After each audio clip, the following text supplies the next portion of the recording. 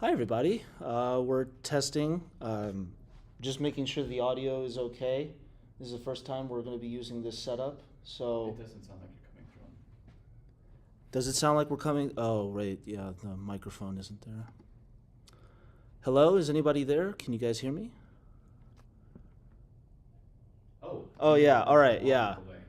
No, the reason is because there's no mic here. No. You got the hello everybody that you said earlier. It just was Oh, going with okay. delay. All right. Well, hi, everybody. Go ahead and comment in the comment section to let me know if you guys can hear me. We've got a couple people here. They're going to be monitoring the chat for me just in case. Tim? Just monitor the chat in case anyone says anything. So, hi everyone. We're just testing right now. We're about to start. I'm going to go back to the intro slide just for a second, and then we'll be back. So, stay tuned.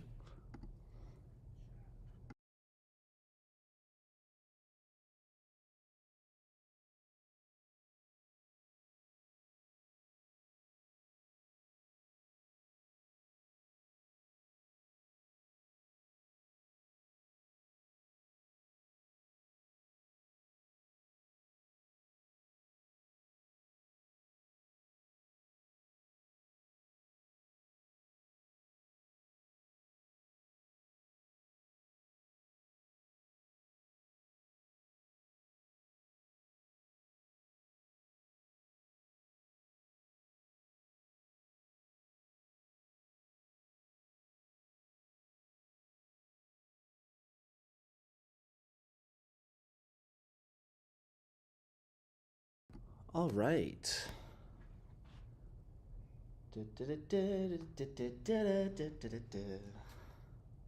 Got my trusty iPad here. And I'm going to be, oh, wait, no. Let's see here. Details. Okay.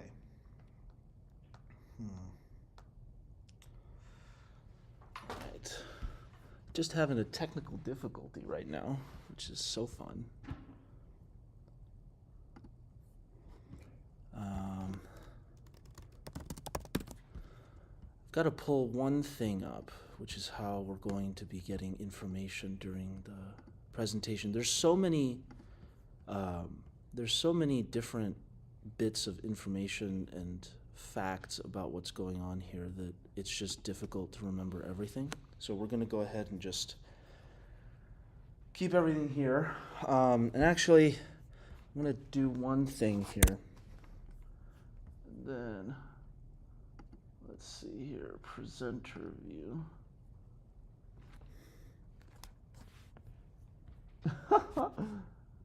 Oh gosh. No. Okay. Yeah, we're just going to go with the slideshow here, and then we'll just figure it out from there. Okay. Well, okay. How many people do we have on stream? Do we have anyone? Maybe. Two? Okay, maybe two. All right, it's fine. All right. Well, welcome everyone to Railroad to the Future, a presentation about Starship and SpaceX and Super Heavy and everything that's going to be happening over the next few years in spaceflight. Super, super exciting.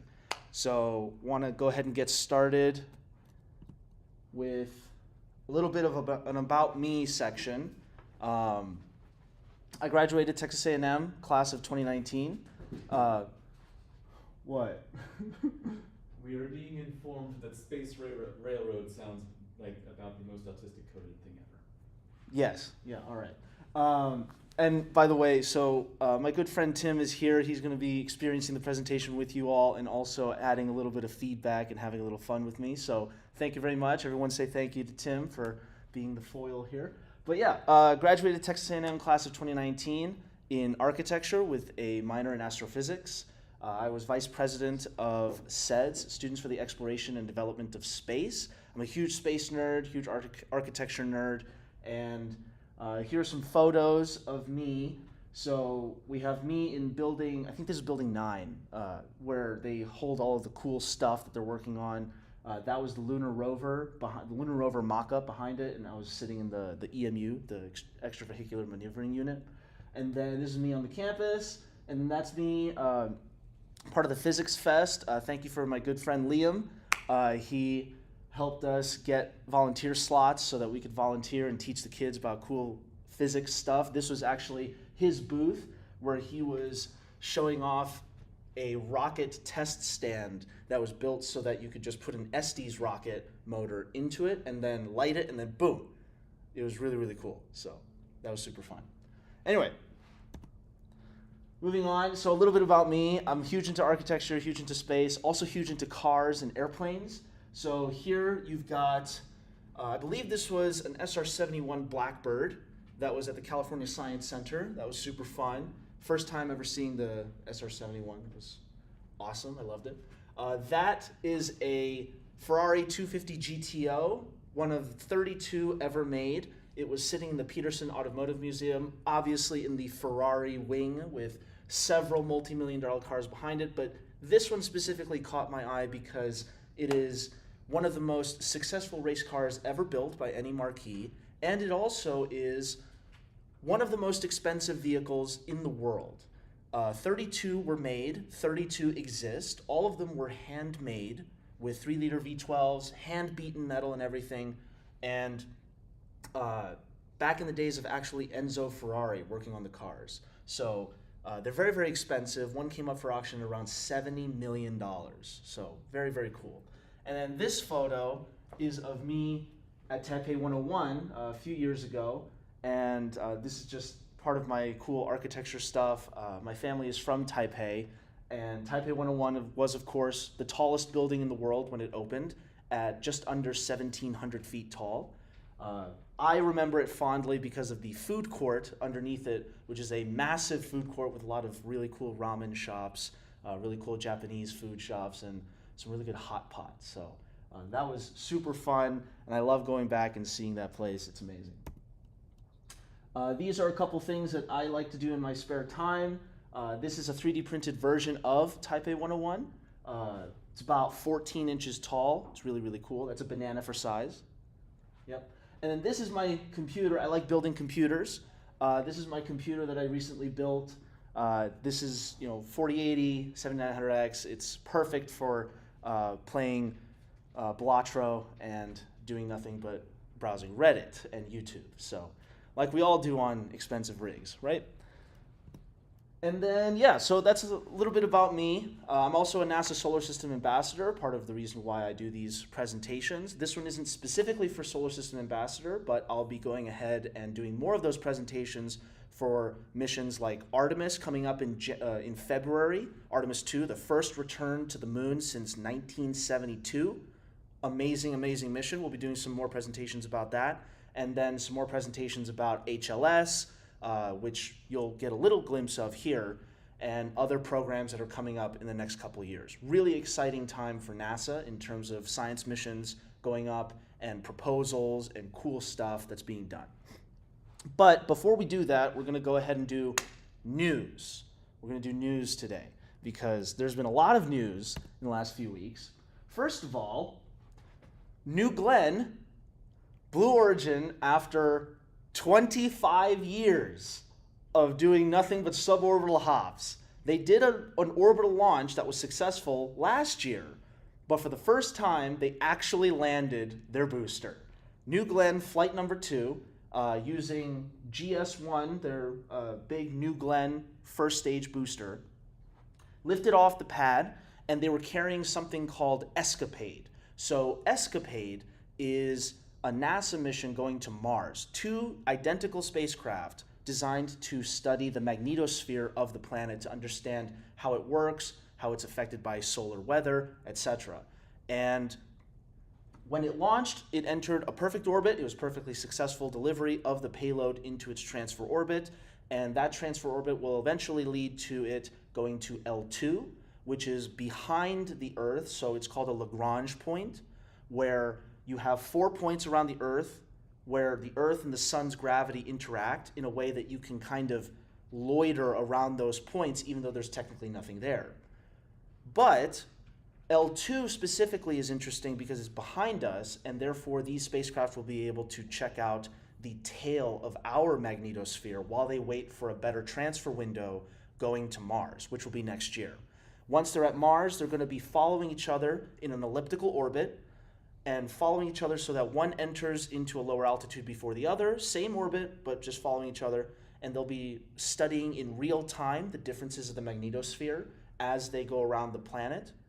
And then they will switch to having two separate orbits, one larger, one farther away from the planet, one closer, so that they can, in real time, study the differences of the magnetosphere at certain moments of time. So it's really cool. Let's see here. So back to New Glenn, though. This is really, really important. So for the last 10 years, Falcon 9 has been the only reusable rocket, or partially reusable rocket, in the world. So Falcon 9 and SpaceX stood alone, but not anymore.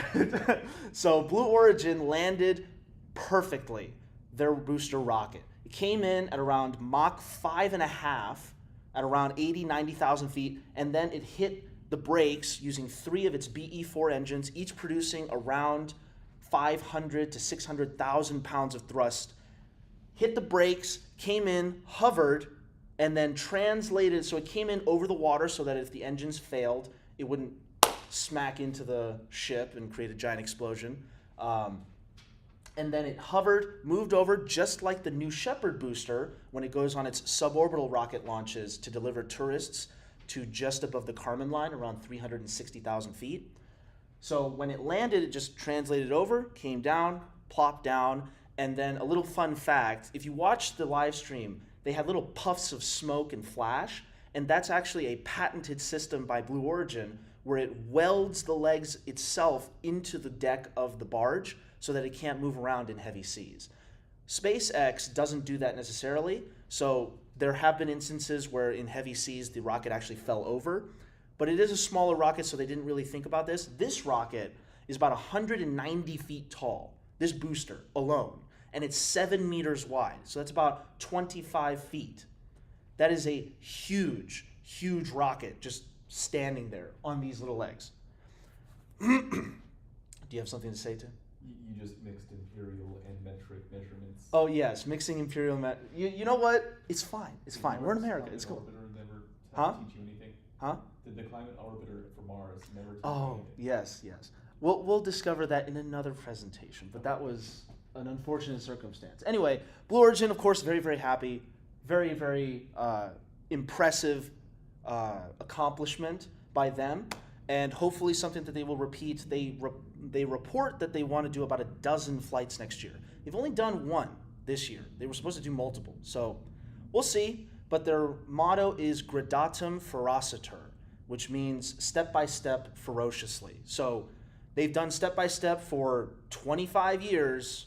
Hopefully they're a little more ferocious in the next 3 or 4 to try and put the pedal to the metal and compete against SpaceX. So you had a hand up, Tim? Yes, since our since I got my detractive statement, I'll ask a very important question from chat. Okay. Was the banana stand 3D printed? Was the what? Oh no, the banana stand was not 3D printed, unfortunately. Okay. So moving on. Now I said this is a huge rocket. Well, we're gonna go bigger.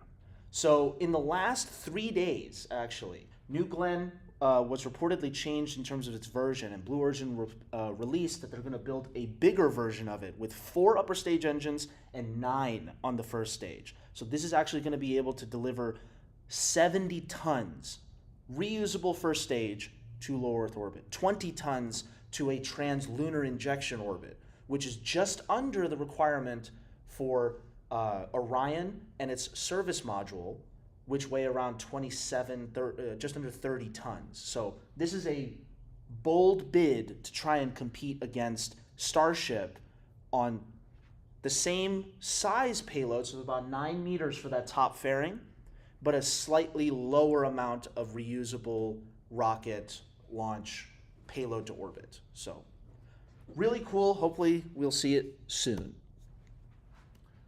And then we had some solar storms a couple weeks back. that was really, really cool. We got some good photos out in West Texas, North Texas.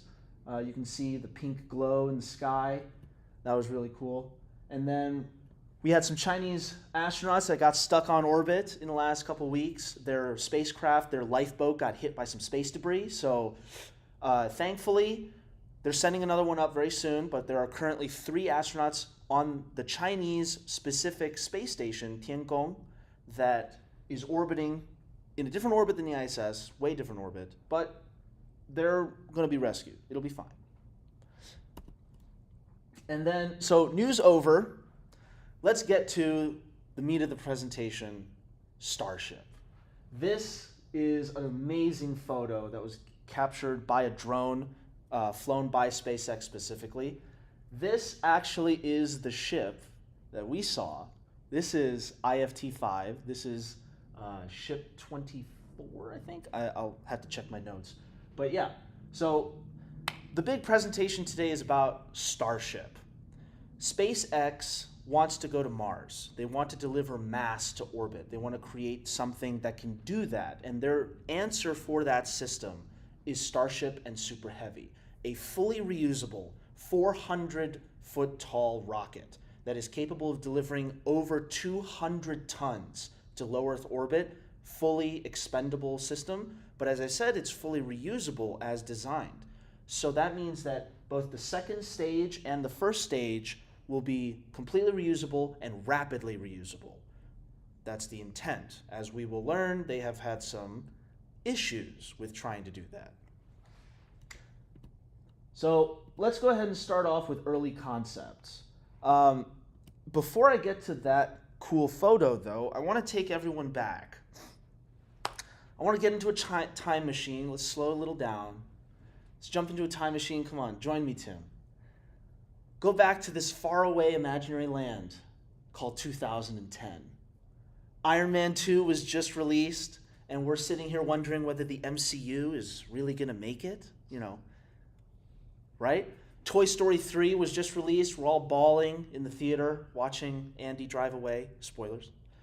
And Snoop Dogg and Katy Perry are singing about California girls. Bruno Mars is singing about wanting to be a billionaire. It's a fun time. It's an interesting time.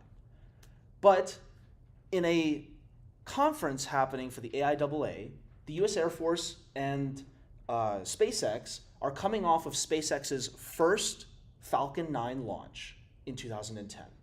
Not reusable, not circular, not super tall. It's literally just the original square form 9-engine Falcon 9. And they're talking about the future of space. What are they going to do? What are we going to see in the next 20 years? And they gave a concept and spoke about how they've been talking about the BFR, the Big Falcon Rocket. And they showed a slide. I don't have it here today with me, but they showed a slide talking about various early concepts and about engines that they were going to build. One called the Merlin 2, which was going to be the new version of the Merlin 1D, which currently powers the Falcon family. The Merlin 2 was supposed to be large enough to launch a single Falcon 9 on its own. But together with 6 rockets at the bottom of this new rocket that they wanted to build, they wanted to develop something called the Falcon XX. Falcon 20, Falcon XX, whatever you want to call it. This was supposed to be a 9-meter, 400-foot tall rocket powered by these Merlin 2s, capable of delivering huge amounts of payload into low Earth orbit, and thus the name Big Falcon Rocket. But we didn't really have anything, right? These were concepts. And we didn't really hear much other than the fact that they were thinking of buying some land. They bought McGregor, Texas, in terms of a large plot out there to do engine testing, engine development. And we didn't really hear much for another 6 years, until about 2016, when at the International Astronomical Conference, Elon Musk gave a talk, a surprise talk, about the ITS, specifically the Interplanetary Transport System. The Interplanetary Transport System was an evolution, a grand design for the Falcon XX BFR project. SpaceX's goal is to go to Mars. They specifically because Elon wants to go to Mars. That's their whole ethos. And the ITS was a concept that took BFR to the next level. This is 18 meters tall, over 400 or 18 meters wide, 450 plus feet tall. This thing has seven massive engines on the rear of the top spacecraft. That top spacecraft, by the way, has more internal volume than an A380. It also has 42 Raptor engines. By now, they had been starting to call their next generation engine Raptor. And that meant that this rocket could produce over 20 million pounds of thrust. This thing made the Saturn V look like an Estes rocket. It's huge. And even more beyond that, he was proposing, not only are we going to build this rocket, we're going to build it fully reusable. It'll have landing legs. It'll go to Mars. It'll go to Saturn. It'll go anywhere you want to go in the entire solar system, because not only can it launch and be reusable, but it can also be refueled. It'll become the first interplanetary spacecraft, the first human spacecraft, large format, there have been some smaller experiments, to be able to be refueled on orbit and be able to be sent off into the deep space. And the whole linchpin of this operation, this thing that really blew everyone's minds, was the fact that they were actually going to reuse the booster by landing it at the launch pad. No landing legs, no nothing. Just literally right onto the launch pad right here. And you see the tower and everything. Basically, it was going to be a crane. It was just going to hoist it, put the Starship onto the booster, and then call it a day. It was crazy idea. Everyone was like, what are you thinking? No way. And then in 2017, they announced that they were going to buy a plot of land over in Boca Chica. They were going to build a new spaceport for the Falcon Heavy and for the future of the ITS program. 1 year later, we get to the BFR project, the return of the name BFR, but it had significantly changed. We went from 18 meters wide back down to 9 meters. We went from 42 engines down to around 30 engines. This now is a much smaller rocket, but still capable of full reusability, still capable of traveling to deep space through refueling on orbit, and still capable of hosting more air by volume than the International Space Station. Or I believe it's about the same, right? I'd have to check my numbers, but definitely more than the A380, which is a better yardstick, I think. Really cool project, but still no hardware shown. Some mock-ups, some interesting test articles for construction and manufacturing. But the big thing was that this was supposed to be built out of carbon fiber. No one had built something this large for space out of carbon fiber. That was crazy. But it was for weight, right? You can't have something this big and be that heavy and be able to launch it, fully reusable. Now, the really important parts of this design were the fact that it was significantly smaller, but it still had forward, now it had forward fins. It had 3 fins instead of 2. It had 7 Raptor engines on the bottom, along with aft cargo. The fins would actuate, and then it would land on those fins. Kind of a cool design, but still needing some refinement. So we see some more refinement, we see some more designs, but we're all asking, when are you guys actually going to do something? So they built some water towers down in Boca Chica. They bought that plot of land, built some concrete pads, and said, let's build some tubes out of steel, not carbon fiber. Because back in 2018, they realized, oh no, we can't build these things for cryogenic fuels, for deep space operation, heat and cold, the transfer between 200 to negative 200 degrees Fahrenheit constantly between shadow and sun. You can't do that with carbon fiber and still expect it to retain its structural rigidity. But you can do that with steel. You can re-enter the atmosphere with steel, bare steel, and kind of survive, as we will see. You're cringing, Tim. You're cringing, but we saw it happen. It's crazy. But this was the beginning. Now we're entering the stage where we're entering 2020s, and they need to start putting some metal onto the ground. And this is the metal. It's a water tower. It's a weird-looking thing. But it has 1 Raptor engine, and this became the first ever flying Methalox-powered engine, liquid methane and liquid oxygen-powered engine. So it lifted off, flew for about a minute, and then landed. Really simple trajectory, really, cool. Like, you can do that. Awesome. What next? Well, this is what's next. So let me just get the notes here up and running. And yeah, so I believe this was SN4. But basically it just has a large block on the top and just the cylindrical pattern, the cylindrical section of the eventual Starship design. No fins, no lots of engines, but the engine is off-center. What you don't see in this photo is that it is off-center. So you can kind of see that it's vectoring a little bit off-axis.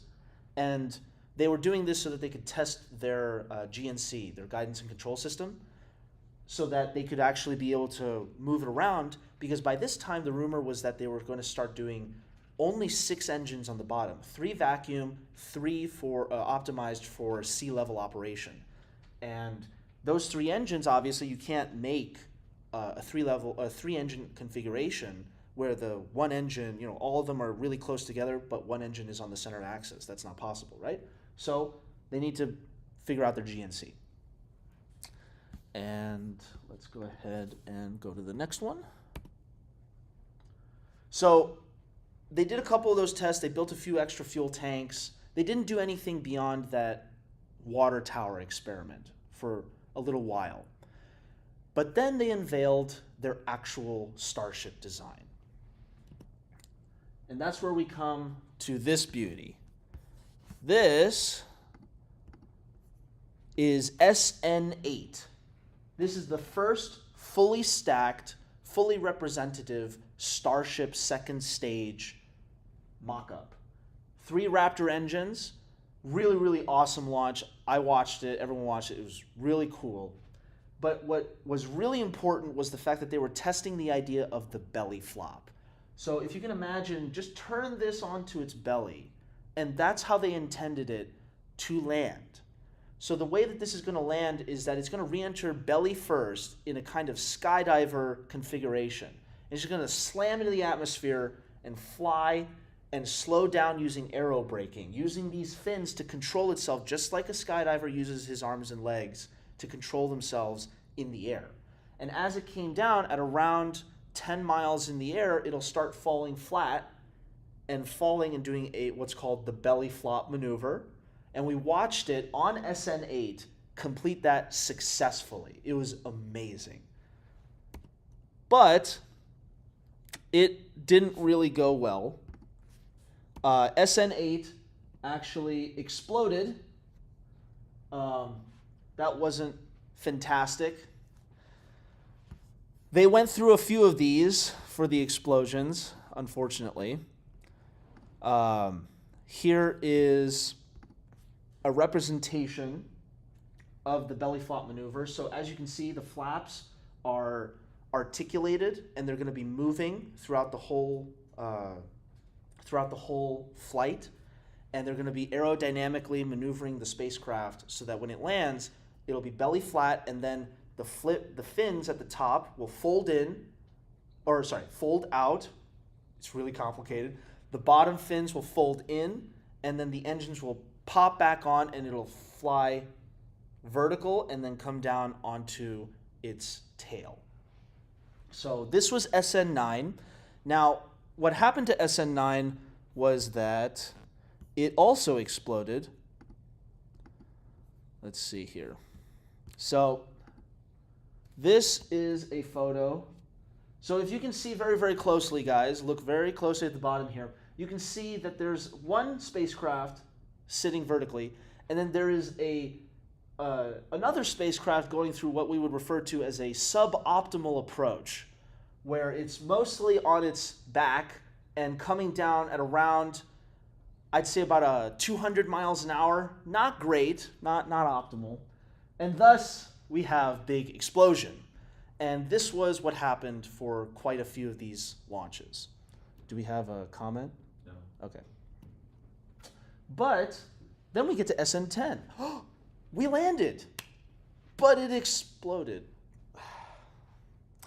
We landed, humanity, but SpaceX landed SN10 on its tail, went through the whole sequence, perfectly. But it landed a little hard, and in about 10 minutes later, we have a kaboom. This thing actually flew about 1,000 feet in the air. It was crazy, just boom.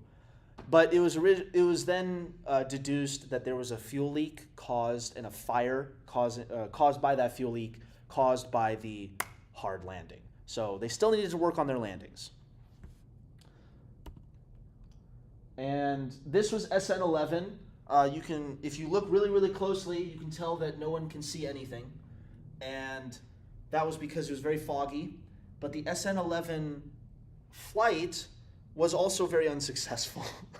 Basically, they did the whole profile, and obviously there's no one piloting the thing, so you don't really need to see anything to pilot the spacecraft.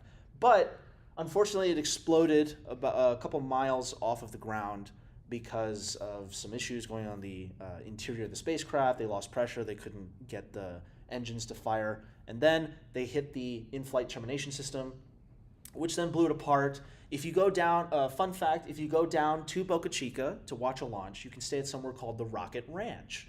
Fantastic little place. I met the guy when I was down there. Really cool dude. They have pieces of SN11 on their wall because it exploded with such force that people were finding pieces of metal, actuators, hydraulics, and fin pieces scattered around for several thousand feet around the launch pad. It was a big explosion, and obviously you could really see nothing of that explosion. This is actually the official live stream too. This is a capture from the official live. So really no one could see anything. So lo and behold, we were all very happy when SN15 went up. They did a few iterations but never flew them from SN10 to SN15, or sorry, SN11 to SN15. SN15 though had all of these test heat shield tiles as well as some antennas and stuff on top. Of course, the same generic design of the cylindrical pointed cylinder with flaps, 3 engines on the bottom, and went through the whole profile. Launch, hover, belly flop, come down, and then we're gonna go here. Ta-da! SN15 actually landed. Very, very amazing. Let's see. So this was May of 2021. Let's check back in with the timeline. So we've gone from 2010, first launch of Falcon 9, mention of BFR and Falcon XX. 2016, 6 years later, we have ITS. 1 year later, we have BFR. Now, we're in 2021, and we have landed a full-size Starship test article with 3 engines on the bottom. And unlike SN10, it actually stuck the landing and didn't explode. So we're very, very happy now. And thus began a long and distinguished and very frustrating pause until the integrated flight tests. So for about 2 years, we didn't actually see any big testing because they were busy constructing all of the launch pad infrastructure. They were busy building all of the ships, the super heavy boosters, etc.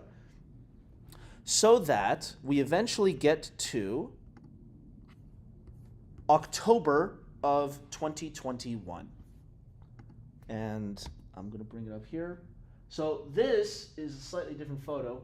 This is my own photo. I went down there to go see it. This is Super Heavy Booster. That is Super Heavy Booster number 7 on the launch tower. So this is the launch tower right here, 500 plus feet tall, massive structure. You can understand why it took a couple years to get this thing up and running.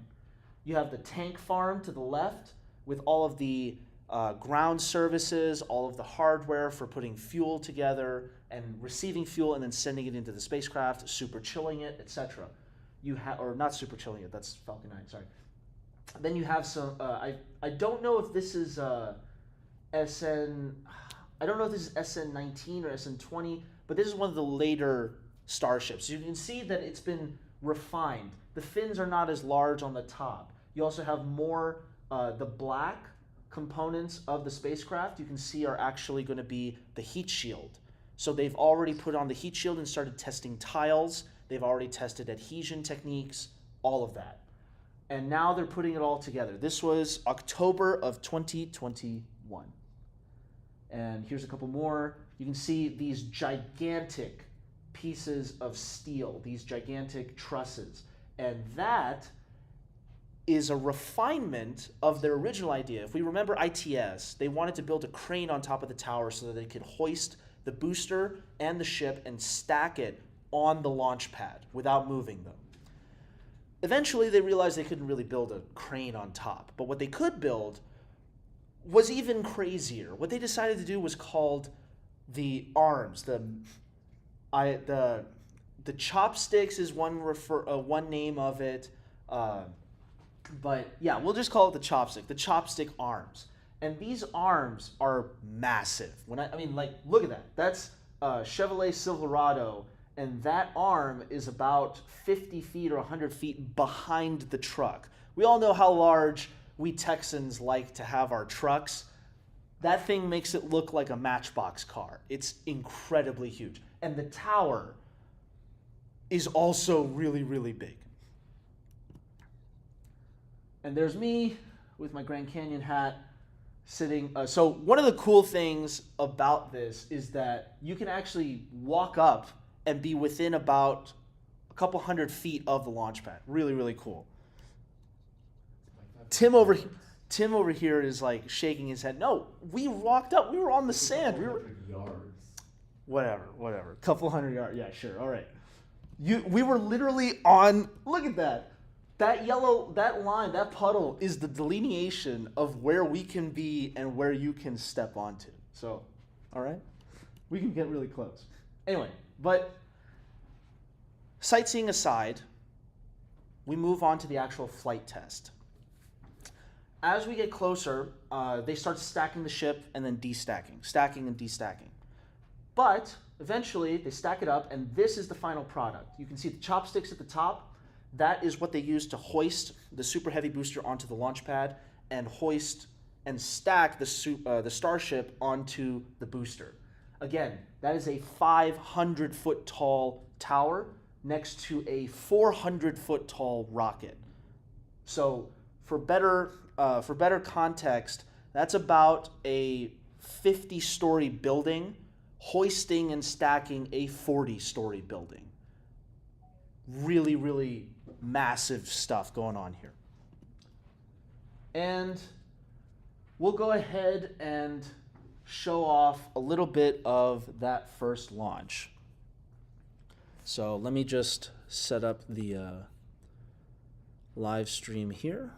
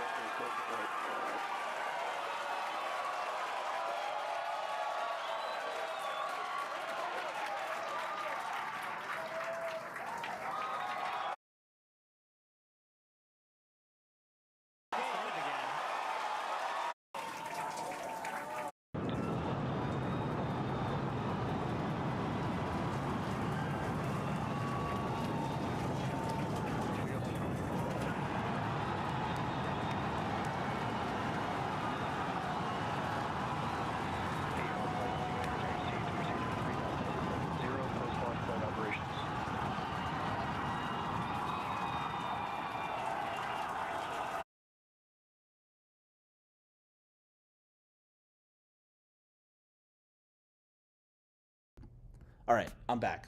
So yeah, we just saw the launch, and that big puffy cloud of white comes up, or gray and white and tan, and they launched it. It was a huge moment in the program. We actually got a full launch of the Starship Super Heavy booster. But if you notice, there are quite a few of these little engines not working, and it took a little while for it to get off of the pad. And we're about to find out why. So this is the aftermath of what happened. Now, it isn't fully confirmed. They claim that it didn't really happen, but the general consensus was that Elon and the engineers at SpaceX had decided that they weren't going to build something called a flame trench, or a sound attenuation system to protect the launch pad from the massive amount of energy caused by the 33 Raptor engines pushing out over 17.5 million pounds of thrust. For reference, by the way, Saturn V took us to the moon with 7.5 million. So this is over double the moon rockets of the 1970s and 60s. Thus, we see this. So this is what's called the orbital launch mount. This is their solution to mounting the Super Heavy booster to the launch pad and allowing it to be hoisted up with no supporting infrastructure by the tower and then attached to the launch mount so that it can be started up and sent off. So most rockets, or pretty much all rockets except for solid rocket boosters, they have ground support infrastructure to help feed in fuel, electricity, and data, and get data out of the rocket, etc., connections to the ground, so that on startup, that ground services equipment helps it get off of the ground. SpaceX took it one step further by creating what was called, or what they call, a stage 0. So we have stage 1, the booster, stage 2, the rocket. Stage 0 is this. Inside of that giant ring that weighs hundreds of tons is a whole bunch of mechanical gear to get all of the engines on Super Heavy started, that booster.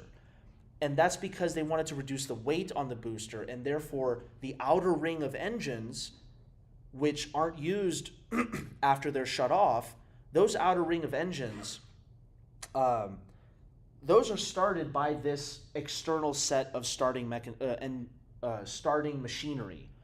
And the internal stuff, that's started by onboard engine gear, engine mechanics. But this one, this orbital launch mount helps start the outer ring. And you can see, if you look at the bottom, and we'll go on to the next slide here. So I want to just go back to the video here. T plus 11 seconds after liftoff. This is right after it got off the pad, and you can see all this cloud, all this stuff. And that stuff actually is the rocket launch pad. So the sound attenuation system that you see, the water that flows in underneath the space shuttle, and all of that stuff at Kennedy Space Center and other launch pads around the world, that's because the water droplets and the steam and the water, they help dissipate all of the sound energy. Because essentially a rocket engine is just a continuous explosion happening over and over and over again every second for its duration. And this is the result of when you don't have that attenuation system, that protection system for the launch pad.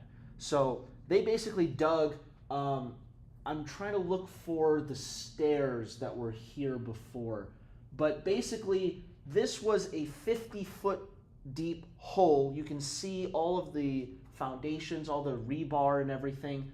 This was dug by the rocket.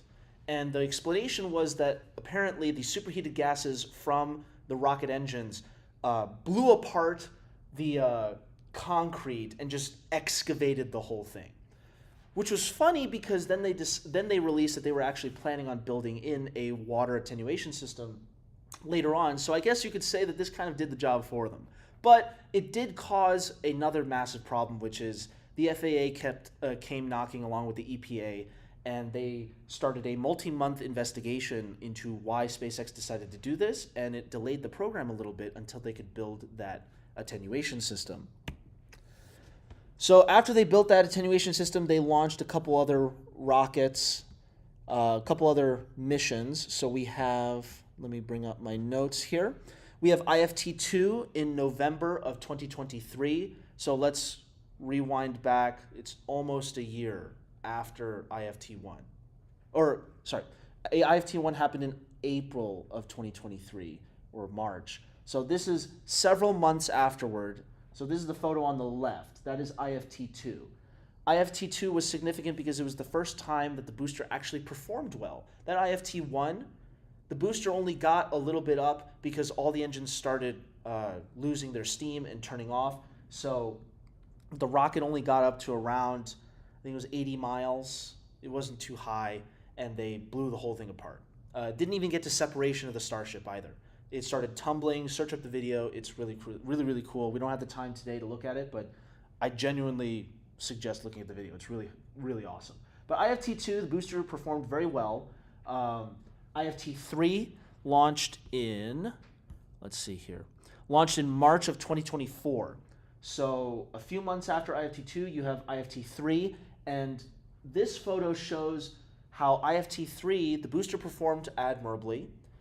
The Starship actually made it to a stage separation, continued on its way to fly towards near orbital velocity because it's so huge that SpaceX didn't want to put it into a stable orbit. You don't want something that's 150 feet tall, 9 meters wide, so about 35 feet wide, and weighing a few dozen tons or over 100 tons falling anywhere on Earth. You don't want that. So you want it to be controlled. So they had it on a trajectory to end up in the Indian Ocean. And unfortunately, they lost control of it and it entered at a very weird angle and it burned up in the atmosphere. But you can see this was the start of the reentry. Now, I need to point out something very, very important.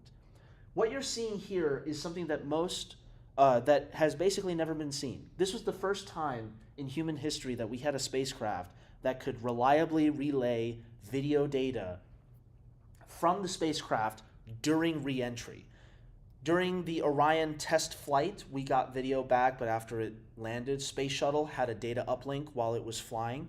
But for the public, we have never seen these photos. This is an amazing photo of watching a spacecraft go through one of the most extreme environments that you could possibly imagine. Thousands of degrees Celsius, not Fahrenheit, Celsius, flying through the atmosphere at over Mach 20. I mean, this thing is hauling, coming in. And this IFT-3, this spacecraft, this was Ship 28 and Booster 10. So Ship 28 here is coming in really weird angle, and it was tumbling, and it burned up in the atmosphere. Let's go to the next one. Now, this is the actual reentry. Let me just confirm my settings here so that I stay on here. Let's not have any audio from the video. So as we get through, so we're gonna watch it come in a little bit here. So again, we've got 26,000 kilometers per hour. Let's go with Imperial for now, right? Right, Tim? You happy? You happy, Tim? All right. 109 kilometers. So that's around, I think it's about 380,000 feet. Everyone in chat, just let me know if you can't see much going on or if something's going wrong. But anyway, T plus 45 minutes into the flight test. This is IFT4. This is the fourth flight test. We're coming in 26,700 kilometers per hour, and you can see along the side here, if you guys can see me right here, hello. You can see along the side here, you're starting to get a little bit of pink. The fin is actuating. Look at the way the clouds are just flying by right now. It's hauling right now. It's fast. And you're starting to get the pink of the reentry plasma. Just really, really cool. And again, this is the first time in human history that a spacecraft is able to reliably relay this data. We are watching history being made. This is truly amazing. And so, yeah, it's coming in, it's controlled, but, we're not going to sit here for super long time. It did eventually land, so let's go ahead and fast forward a little bit. So this is a little further in the reentry process. You can see the plasma is just prominent right now. It's going through some of the highest amount of heating. Here's a different angle. We're still doing 25,000 kilometers an hour, and you can see just all of the gases, all of the vapor coming off of the spacecraft. The thrusters are firing. It's a chaotic environment. And you can see a little bit, it's kind of burning through there. Look at that vapor coming off the back end there. Wow. And let's go ahead and switch forward. You can see a little bit, there's peak, I don't know if this is peak heating, via Starlink, by the way. You can see sparks flying off of the bottom of the spacecraft. That's where maybe the tiles are coming off. Maybe the tiles are ablating. Steel is melting. It is incredible to watch.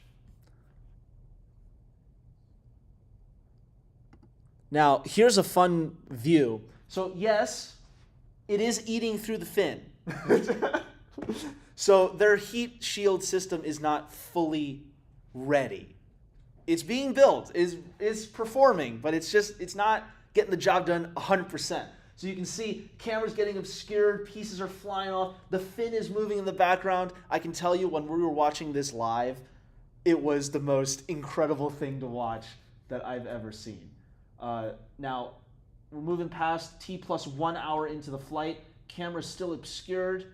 Starlink loses connection, and then we can see a little bit of the fin, and it's still obscured. It's still obscured.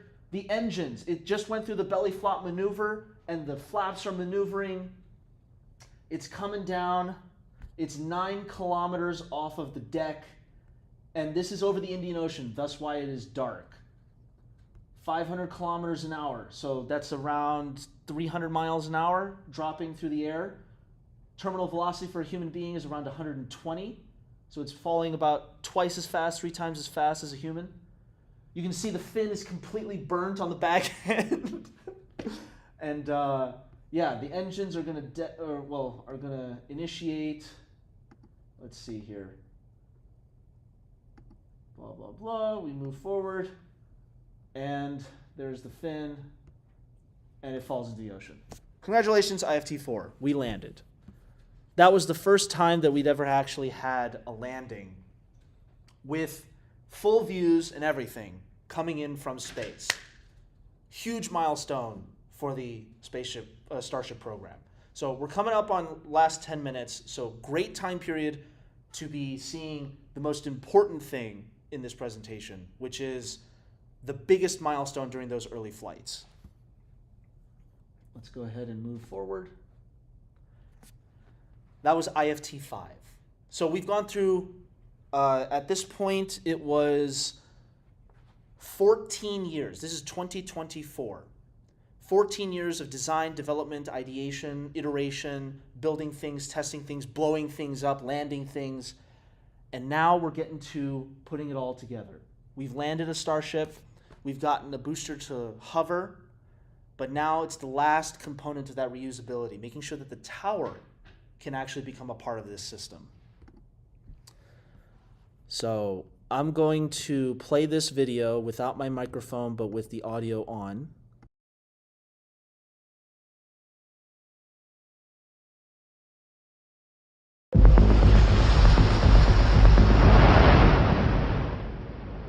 Attention all flight crew members, this is the final go, no-go poll for operations. Raptor 1. Raptor 1's go. Raptor 2. Go. Stage 1. Go. Stage 2. Go. Flight directors go for launch. We have liftoff.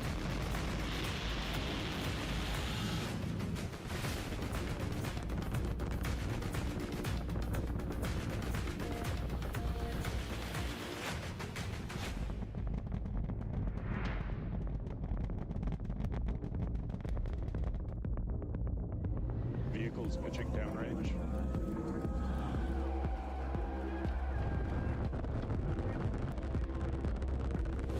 Max Q. Ship engine startup. Stage separation. Booster boost back burn. On Albion 0, 30 seconds till catch decision. Confirming 30 seconds to make that decision. 10 seconds till catch decision. Hot stage separation confirmed. Flight directors go for booster return. Operator go vote is set true. We are go for catch. Booster coming in hot for booster catch. Booster FTS is saved. And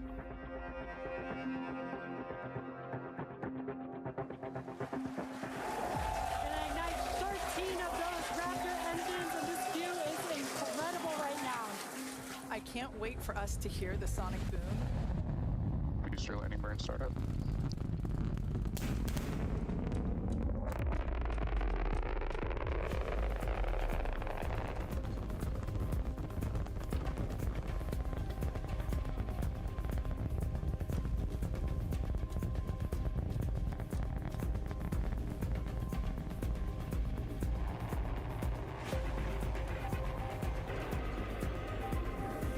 We can see those chopsticks now.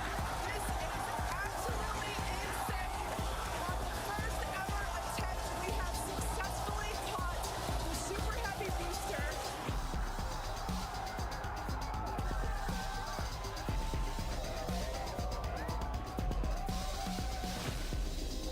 Villa has caught the booster.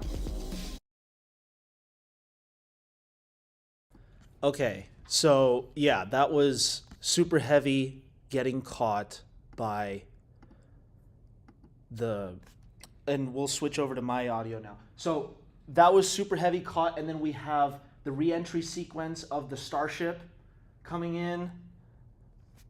We've got heating, plasma, belly flop maneuver, fins actuating, and this is actually from a buoy in the Indian Ocean where it was capturing the whole landing sequence, and it lands perfectly into the Indian Ocean. And then it explodes. So, let's see here. I just want to say, yeah, so Starship, IFT-5. We actually landed a booster, caught it with the, what is it called? Look at that. Just look at that. That is like science fiction, basically, in real life. It's incredible. Now, you might have been seeing me do all the gesticulation here. That's because dear Tim and I, and my fiance Yvonne, and Micaiah, all of our friends, all of us together, we went down there and we watched IFT-5, right, Tim? Yeah, it was dope. It was so cool. It was so cool. Okay, well, I'm getting shuffled along. It's getting close to the time, but yeah, I just get really excited. Anyway, IFT 6 and 7 went off pretty well. We have, let's see. So my notes. So we have, that was in October of 2024. October 13th, 2024 for IFT-5. November of 2024, literally a month later, SN31 and B13 successfully complete a full mission profile. That was IFT-6. IFT-7 on the right, that was January of 2025 of this year, SN33 with B14, Booster 14. That'll come up later. And that was the first flight. So the right is the first flight of the Block 2, version 2 of the Starship. So this is still the first version of the Super Heavy booster, but we had the first flight of Starship, which didn't end well because it exploded. Wasn't great. V2 didn't do well. And I won't play this because of time, but this is a video of that flight. So instead of the morning IFT-7, they actually reflew Booster 14 and re-caught it. It's awesome.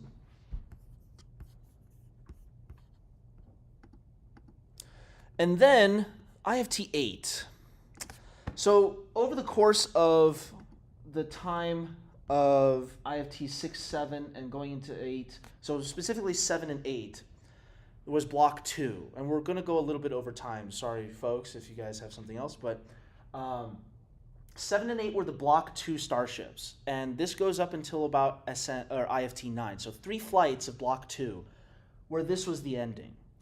Block 2 Starship didn't do too hot on its first few flights, and this was over the Turks and Caicos, and you can see basically the problem was that they couldn't get it under control, they couldn't get right fuel flow.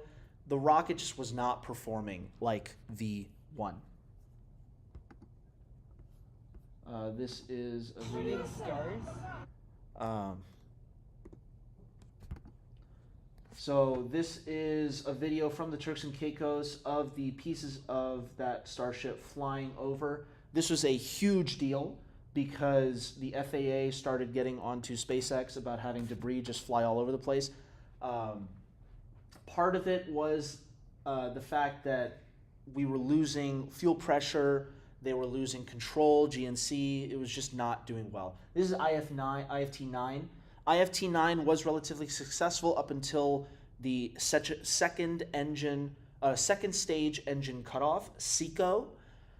After SECO, we had a fuel leak, which caused a loss of attitude and control, which then led to the spacecraft being lost and detonated before it could re-enter. But then we roll up on the most successful of the recent flight tests, IFT-10.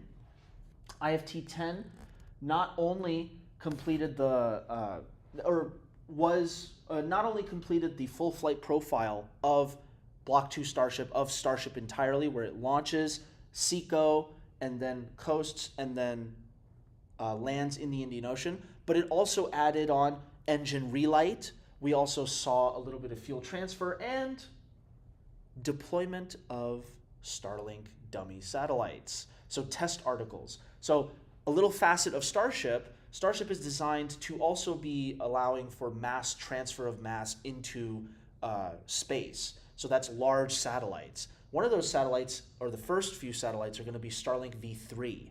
So currently Starlink has large satellites, but they're going to get even larger to fit inside of Starship and deploy, 50 at a time. It's huge, and they call it the Pez dispenser. It's really, really cool. And they actually demonstrated it on this flight. Now, the video here I'll skip for time, but one thing to mention, they're still reiterating all of the heat shield tiles. So that orange you see, the blue, white on top, they were testing on this flight how we are going to have active heat management, different materials for the heat shield tiles. These are thousands of tiles, hexagonal tiles that make up that heat shield. And then underneath it is another layer, and then the bare steel underneath that. So they were actually testing, and how I mentioned about how bare steel on that original flight, IFT-3, this had actually tiles removed from very important sections of the spacecraft, and they were testing whether or not the spacecraft could actually survive re-entry with critical tiles removed from the heat shield. As you can see, it actually worked, which was really, really cool. There's the video. This is a still from one of the flight tests where it came in, engines cut off, and it just smacked into the Gulf of Mexico and exploded. That was really interesting. So yeah, this is where Starship stands today. We have IFT 1, 2, 3, 4, 5, 6, 7, 8, 9, 10, where we have gone from not even being able to get past the Kármán line all the way to re-entering the atmosphere. Then we have not only re-entering the atmosphere, but also landing the booster at the launch site. Then we move on towards Block 2, where we have iterated the design so that Starship is more capable, larger, different fin design. You can see angled fins at the top, different heat shield design. And now with IFT 11 and 10, they proved that Block 2 could actually work, that their design improvements worked. And now we're on pause as they develop V3 of Super Heavy and Starship. V3 will include a larger Super Heavy booster. You can see here, so let's flip back. You can see that they're exposed at the bottom. Look at the bottom of the rocket. You can see exposed rocket engine bells and machinery, but it's still mostly protected in the actual parts of the rocket that need to be protected. With V3, we're actually going to see it much more bare, much more open to the elements. All of that turbo machinery, the turbo pumps that allow for the fuel flow, the pressure and everything into the rocket, that's all exposed now because Raptor 3 is not only uprated from Raptor 2, but it also has much less machinery to be exposed to the elements, which we will see right here. So I'll skip forward. But it's larger, more propellant capacity, more liftoff thrust. We also will see the future of Starship being developed into HLS, the Human Landing System, which will enable Artemis, the current NASA program to return to the moon, to return to the moon. Now, remember, this is the size of Starship. So we had the original lunar lander, which was a few tons, right? Tiny little thing, about the size of a phone booth inside for two guys. You know, Neil and Buzz were sitting in there, you know, kind of scrunched. This thing will carry 4 people in the lap of luxury in a space about the size of a small airliner. So, really, really big jump in capability, able to deliver about, I think it was like 70 to 100 tons to the surface of the moon. So we went from lunar rover to several school buses in one go. Just a step change in capability going to the moon. Obviously, though, this hasn't been built. They're still developing it. We will see in the year 2026 Starship V3 being able to dock with another Starship and transfer fuel. You can see on the fins they've moved towards the dorsal side, the back side of the Starship. The Starship will also be a little bit bigger, but about the same size. Different heat shield structure and shape, and it will include more engines on the bottom. Raptor 3, this is the bottom of the Super Heavy booster. As you can see, much more bare setup for all of the Raptor 3 engines. So no heat shields that you saw. So if you remember that photo, if we go all the way back, sorry guys for the flashbangs there. I went past it, didn't I?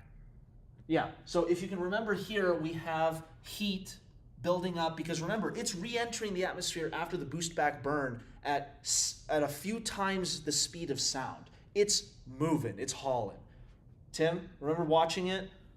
Thing was moving, right? So, and you heard the sonic booms, right, in the video. So it's really moving fast. So it creates a lot of heat on that bottom section. That's not from the rocket engines. That's just from re-entry. And we'll go ahead and go back. Sorry, guys, for all of the flashes here. So there's no more heat shield. It's just bare rocket engine. And here is an actual view of the new Raptor 3. So we've seen Raptor 1 on the water towers. We saw Raptor 2 on the latest flights. This will be Raptor 3. As you can see, if you've ever seen a rocket engine, it's super bare. Actually, those are Raptor 2s in the background. Dozens of Raptor 2s being built, and this is now Raptor 3. It basically has no machinery, nothing on it. It is the pinnacle of engine design from SpaceX, a leader in rocket engine design ever since the original Merlin engine. And this is our timeline. So this was recently released. We've got 2026, we've got 2028 and 2029 where we're actually going to be using the landers that we develop and test in 2026. We have 2030s, the early 2030s, where we're starting to move towards sending things further out into space, getting more moon missions under our belt, using HLS, using Starship to refuel, go further out into deep space, and eventually try and make possible a landing on Mars. And that's what this is. So the overarching summarized goal of SpaceX is to land on Mars, to deliver enough payload, enough mass, enough people to develop a self-sustaining colony on the surface of another world. Starship is designed to do that, which is why they're expanding it, why they're adding more engines, why they're making it larger, more sturdy, more capable. They're testing it here on Earth, they're testing it in low Earth orbit around the moon. They're developing policies, programs, engineering standards, etc., to enable the development of this city on Mars. Now, this is a slide deck from their presentation. You know, it's propaganda, right? It's advertising for SpaceX, the idea of moving forward with SpaceX. But in the end, that is what SpaceX is all about, what Starship and space travel is all about. We are moving towards trying to become a species that can travel between the planets, and Starship at the end of the day is the current front runner for allowing that. Maybe not in terms of human travel, due to obviously lots of things going wrong with the Starship. It does not have a launch escape system. It does not have backup systems to allow for landing if the tower is not available. It is an inherently risky setup right now.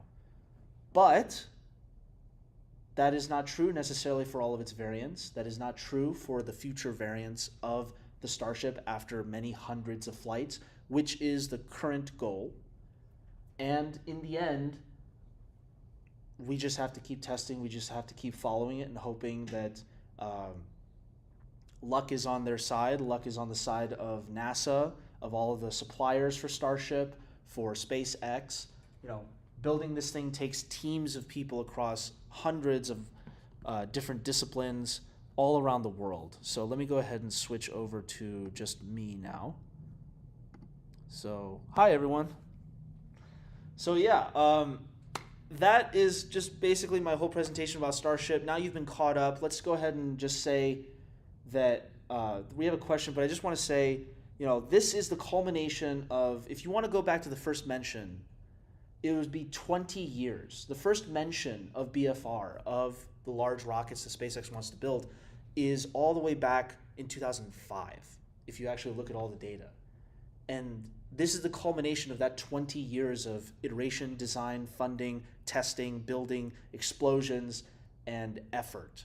And we have a long way to go. But I think that we should all just take a moment and understand how incredibly historic this is, because we are watching the largest rocket ever built by mankind launch more mass than has ever been seen on a rocket, farther and faster than everywhere else. And the screen just went weird. But yeah, and I think it's incredibly inspiring to watch all of this happen, the amazing engineering. It has inspired and pushed people like Blue Origin, or companies like Blue Origin, like Rocket Lab. China is now developing their own super heavy class launcher that may or may not be reusable. No one's really seen anything about it. It's called the Long March 9.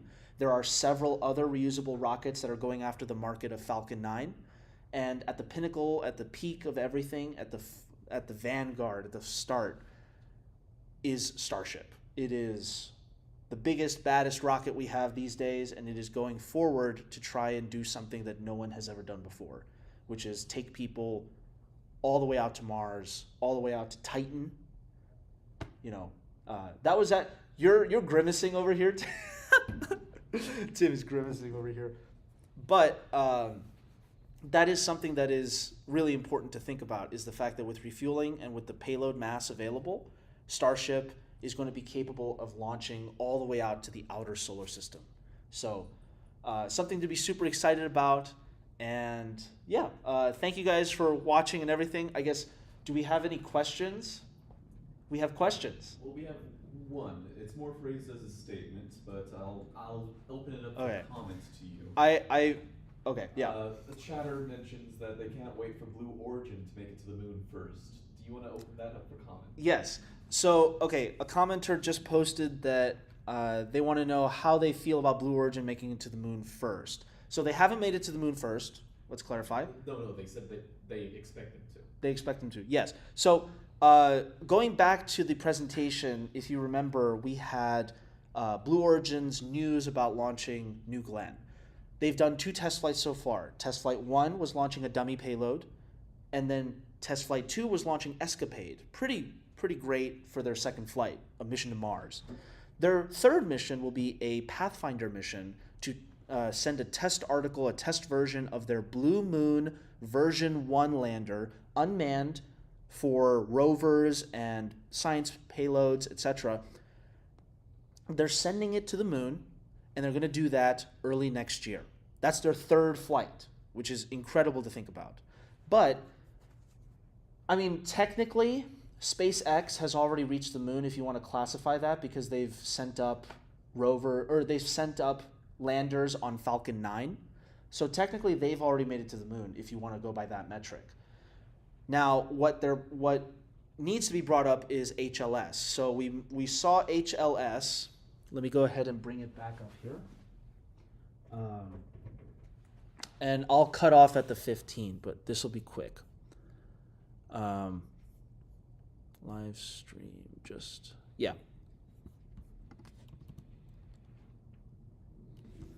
Oh gosh, is it? I don't think it's switching anymore. Well, I'm just showing this now since we're having technical difficulties. But this is the rocket that we want to take to the moon. And that rocket, so actually you'll be able to see it. Oh, you can see it on the screen here. So, okay. So this rocket, hi everyone, right here. So, They've got it up. yeah, this HLS, this is supposed to be their moon lander that will take Artemis 3 in 2028 now. It delayed from 2027. 2028, they will be taking this to the moon. And Blue Origin has their Blue Moon V2 Mark II, which will be significantly smaller, but will also be going to the moon. But that's for Artemis 4 and 5, or sorry, 5 and 6 in 2029, supposedly, 2030. But in reality, you know, it all depends on what happens with funding for Artemis. But the real question is, yeah, will Blue Origin, I guess back to the original question, will Blue Origin reach the moon first? If you want to say manned flight, there is a significant possibility that Blue Moon V2 will actually reach the moon before Starship if Starship has more problems or is not human rated.